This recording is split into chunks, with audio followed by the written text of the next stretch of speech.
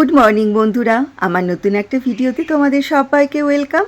আজকে হচ্ছে শুক্রবার আর এখন বাজছে সকাল 7টা। আমি দাঁড়িয়ে আছি ব্যালকনিতে আর আকাশের অবস্থা দেখেছো, পুরো ঘন মেঘ হয়ে আছে। আজকে এত সকালে উঠে পড়েছি কারণ হচ্ছে আজকে যাব আমরা ঘুরতে। সেই কারণে দেখো জামা কাপড়গুলো সব ধুয়ে দিয়েছি, ছাদে যাব। ছাদ থেকে কাপড়গুলো মেলে এসে এখন চা বসিয়েছি। চাটা খেয়ে নিয়ে অনেক কাজ আছে। আজকে সকাল সকাল উঠে সব কিছু তাড়াতাড়ি করে নিয়েছি কারণ আজকে আমরা যাচ্ছি দীঘা। চা খেয়ে এখন এসেছি লাগেজটা গুছিয়ে নিতে। আমাদের যাওয়াটা যেহেতু হঠাৎ করেই ঠিক হয়েছে, গোছানো তো কিছু নেই। কাল রাত্রেই ফাইনাল হয়েছে দীঘা যাচ্ছি। আর লাকিলি ট্রেনের টিকিটটাও পেয়ে গেছি।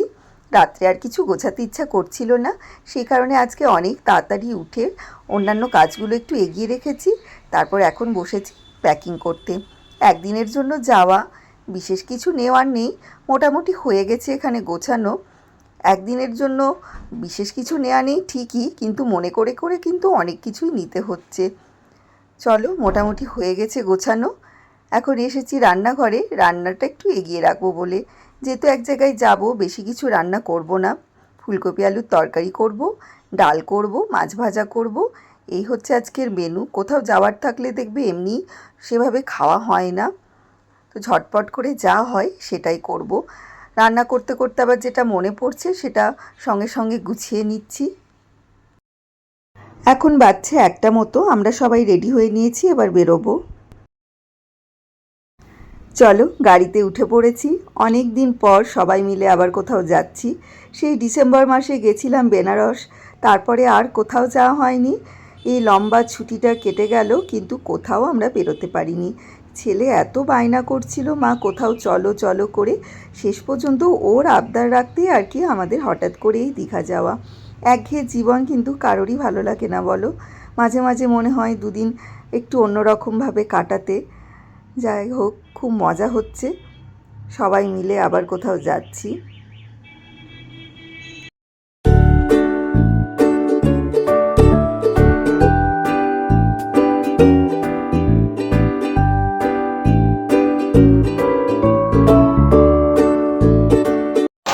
আমরা পৌঁছে গেছি হাওড়া স্টেশনে। অনেক টাইমের আগে পৌঁছে গেছি, এখন 2:30 বাজছে। ট্রেন এখনও দেয়নি। এই যে আমি, মা, ছেলে বসে আছি।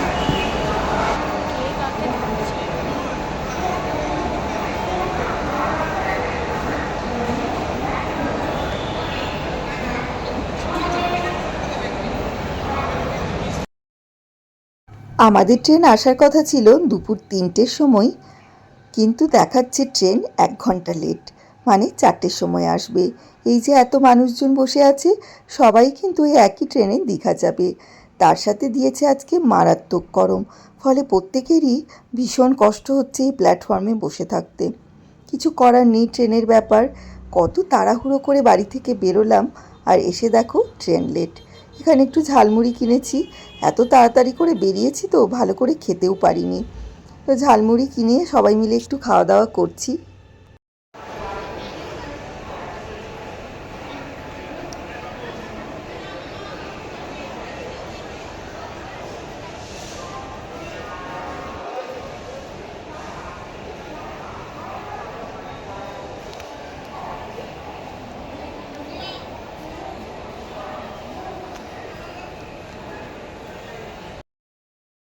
অবশেষে আমাদের ট্রেন এসেছে। অনেকটাই লেট, এখন 4টে বেজে গেছে। এদিকে লেট মানে ওদিকেও ধরো পৌঁছতে দেরি হয়ে যাবে। এখানে বসেছি, খুবই ভিড় তো, সবাই উঠুক তারপর ধীরে সুস্থে উঠব। ট্রেনে উঠে পড়েছি, আর দেখো জায়গা মতো বসেও পড়েছি। 3টে সিট একসাথে, আর আরেকটা একদম পাশে যেখানে হাজব্যান্ড বসেছে। ট্রেনে উঠে যেন শান্তি পেলাম। এত ট্রেন লেট, ট্রেন এখনও যদিও ছাড়েনি, আর আমার হাজব্যান্ড নিয়ে এসেছে গরম গরম কফি। যদিও মারাত্মক গরম, তবুও এই কফিটা খেতে ভালোই লাগছিল। ট্রেন কখন যে ছাড়বে, একে তো লেট করে এলো, তার মধ্যে দেখো 10-15 মিনিট হয়ে গেল, এখনও ট্রেন ছাড়ার কোনো নামই নেই। চলো কফিটা খেয়ে নিই, ঠান্ডা হয়ে গেলে তো একদমই ভালো লাগবে না। আর এই যে একদম পাশের সিটে বসেছে বরমশাই। ফাইনালি ট্রেন ছেড়ে দিয়েছে, এখনও প্ল্যাটফর্ম পেরোয়নি।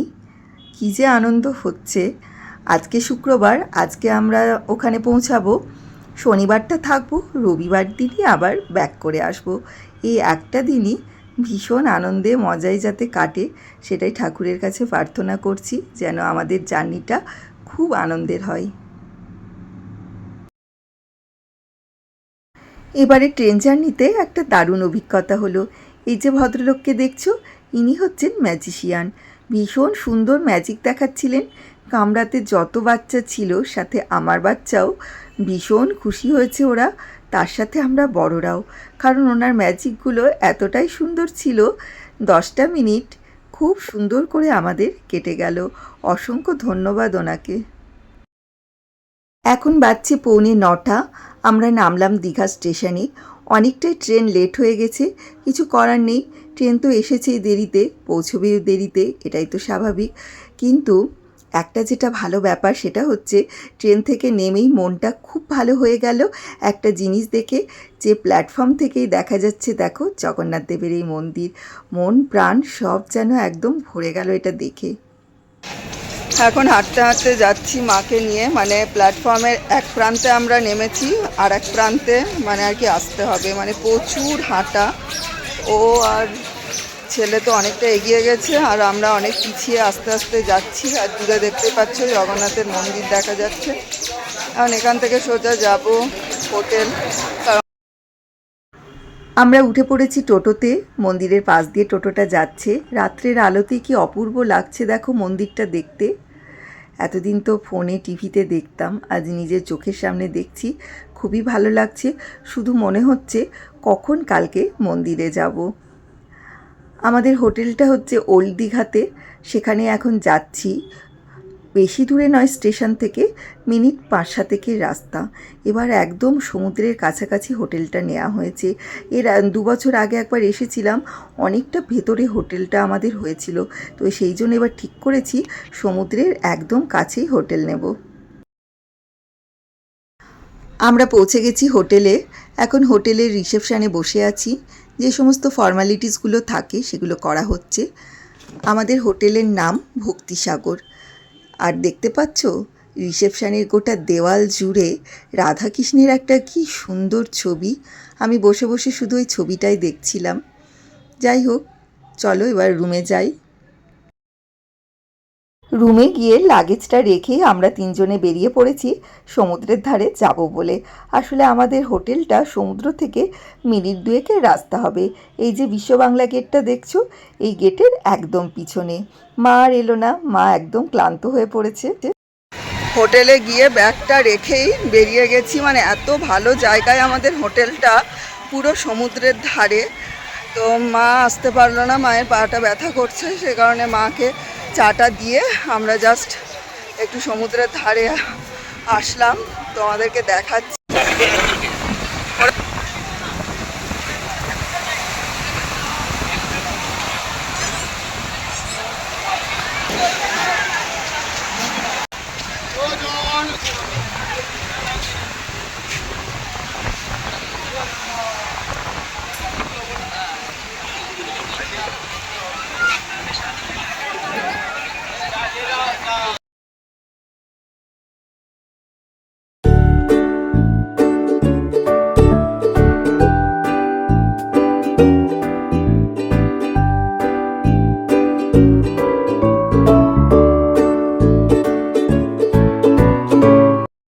আমার ছেলের এটা খুব প্রিয় একটা খেলা, বেলুন ফাটানো। কোনো মেলাতে গেলে যদি থাকে, তাহলে ওকে বেলুন ফাটাতে দিতেই হবে।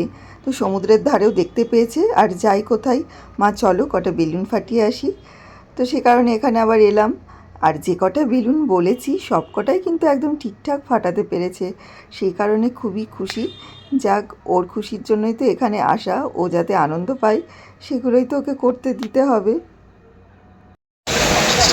টাটা টোটো।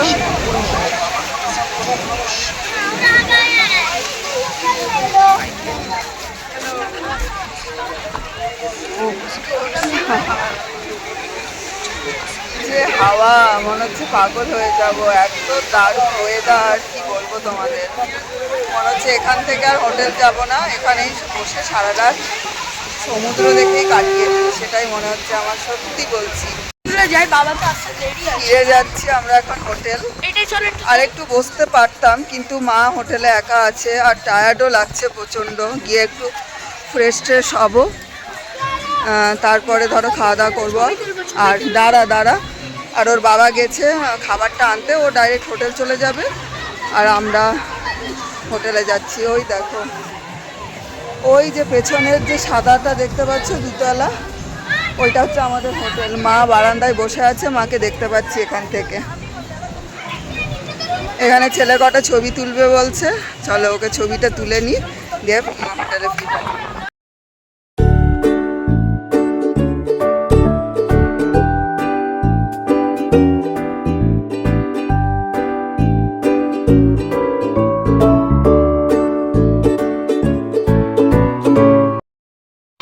চলো, হয়ে গেছে ছবি তোলা। কালকে ভালো করে ছবি তুলবো, আজকে তো এমনি ক্লান্ত। এখন হোটেল ফিরি। ওই যে মা বসে আছে বারান্দায়, দেখবে। এটা হচ্ছে আমাদের হোটেল, দুতলার একদম ধারের যে দুটো ঘর দেখছো, ওটা হচ্ছে আমাদের নেওয়া হয়েছে। আর এটা হোটেলের পেছন দিকটা, এটা দিয়েও যাওয়া যায়, আবার সামনের দিকেও এন্ট্রান্স রয়েছে। এই হোটেলের নাম হচ্ছে ভক্তি সাগর। এটা তো থাকার জায়গা, আর পাশে এটা হচ্ছে ওনাদের রেস্টুরেন্ট। এখানে খাওয়া দাওয়ারও ব্যবস্থা আছে, যদিও আজকে আমরা এখানে খাচ্ছি না, বাইরে থেকে খাবার নিয়ে আসা হচ্ছে। এই যে ভক্তি সাগর রেস্টুরেন্ট, এখানে ওনাদের খাবারের যে রেস্টুরেন্টটা সেটা, আর পাশের বিল্ডিংটা হচ্ছে থাকার। তো ভালো, একদম সমুদ্রের ধারে, ভীষণই আমার পছন্দ হয়েছে এই হোটেলটা, খুব সুন্দর। এটা হচ্ছে আমাদের রুম, দুটো রুম নেওয়া হয়েছে। একটা মা আর আমি থেকে যাবো, আর একটাই হাজব্যান্ড আর আমার ছেলে থেকে যাবে। তো বেশ বড় রুমটা, বেড রয়েছে, পাশে একটা ওয়ার্ড্রপ রয়েছে, টিভি রয়েছে, যেরকম থাকে আর কি হোটেলে। এই যে ওয়ার্ড্রপ, তার সাথে ড্রেসিং টেবিলও রয়েছে, খাওয়া দাওয়া করার জন্য একটা টেবিল আছে। আর এটা দিয়ে গেলেই হচ্ছে বারান্দা, যেটা আমার সব থেকে পছন্দ হয়েছে, কারণ বারান্দায় দাঁড়ালেই একদম সমুদ্র দেখা যাবে। আর নিচে দেখো কি সুন্দর একটা পার্ক রয়েছে হোটেলের নিচে, ছোট বাচ্চারা এলে খুব খুশি হবে। আর ওই যে সমুদ্রের ধারের যে বড় বিশ্ব বাংলা গেটটা, সেটা বারান্দা থেকেই দেখা যাচ্ছে। আর পিছনের ওই পার্কটা, যেখানে আমার ছেলে ছবি তুললো, ওগুলো সবই দেখা যাচ্ছে হোটেলের বারান্দা থেকে খুব সুন্দরভাবে। এখন তো রাত্রেবেলা, তোমরা হয়তো ঠিক করে দেখতে পাচ্ছ না আলোর জন্য, কিন্তু সকালে তোমাদেরকে দেখাবো, তাহলে দেখবে খুব সুন্দর লাগছে। এখন রাতের খাওয়া দাওয়া করছি, অনেকটাই রাত হয়ে গেছে। পাশে একটা খুব ভালো হোটেল ছিল, সেখান থেকেই ও খাবার নিয়ে এসেছে। খাওয়া দাওয়া হলো, এবার শোবো। এখন বাজছে 11:15 মতো। তো ভিডিওটাও এখানে শেষ করছি। কালকে সারাদিন তো প্রচুর ঘোরাঘুরি হবে, আজকে একটু তাড়াতাড়ি শুয়ে পড়ি। তো চলো, ভিডিওটা এখানে শেষ করছি। Tata, good night.